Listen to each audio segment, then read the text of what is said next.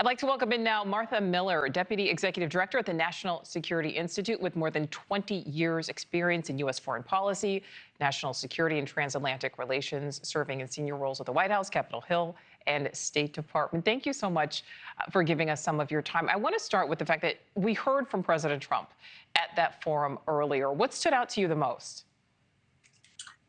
If I may, contextualize this, like, look, this is the, this is President Trump's, his visit marks his first major overseas trip in his second term, and underscoring the region's enduring, strategic importance of, U.S. interests. Iran is one of the biggest threats to the United States, along with China and Russia and North Korea. And I think this trip is certainly shoring up our relationships with the Gulf states, who, in addition to Israel, are also threatened by Iran. And so, this trip accomplishes several things in terms of shoring up our security. One is keeping the Gulf states away from Iran.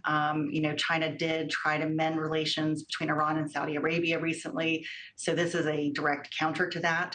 In addition, China has been very active in the Middle East with foreign direct investments, and including a lot of their telecommunications equipment, which is, as many people know, Huawei is kind of the 5G cheap option around the globe. So by taking all of these high-tech leaders with him on this trip, President Trump is presenting Gulf states with an alternative to Chinese influence. And we know, Martha, relations between the U.S. And some of these Middle Eastern countries have certainly been complicated. We saw the president and the Saudi crown prince sign several agreements earlier today. When it comes to energy, when it comes to defense, but the Saudis, like all of the countries that he's visiting on this trip, certainly have a controversial record. You mentioned those Gulf states there. How do you think these agreements will ultimately play out? Is this a step in the right direction? The Trump administration takes a very transactional approach to foreign policy, which, to be honest, I think that actually harkens back to many past administrations. It's not just the Trump administration that's been transactional. We've had other presidents who did the same or similar. And in fact, the president I worked for, George Bush, was criticized for not being more transactional. The problem is I think oftentimes with national security, you're faced with bad choices.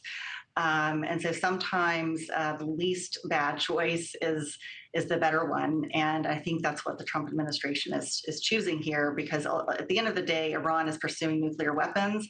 Iran is, we and Israel are Iran's two enemies. They chant death to America at every protest. And these basically state-sponsored protests. We have to be clear-eyed about the Iranian threat, how they threaten us, how they threaten the United States, Israel, Europeans. Iran is backing proxies that are lobbing missiles into the Red Sea, which is affecting global trade. Ships have had to reroute around the continent of Africa instead of going through the Red Sea. And, that is a huge cost to our allies in Europe, and ultimately a cost to us as well. We have Navy ships who are actively fighting the Houthis, who Iran backs. And something you said there at the start of that really stood out to me, the fact, sometimes you are faced with bad choices. You have to sometimes just make the best of the worst when it comes to making decisions. Do you think these partnerships, Martha, will strengthen or weaken, the U.S. position in that region, and then zooming out, our position globally? So, globally, I think what's at play here is a fight against an axis that has been developing for a number of years now, and that axis is between China, Russia, and Iran, and North Korea as well. You've seen Chinese and North Korean soldiers in Ukraine. Iran is supporting the Houthis, who are, lobbing missiles at Western flagged ships. In addition, Russia has been known to arm the Houthis. There's a lot of Chinese, Russian, North Korean, Iran collaboration, and they've made no bones about it. They've essentially, publicly shown their cooperation, particularly Russia and China.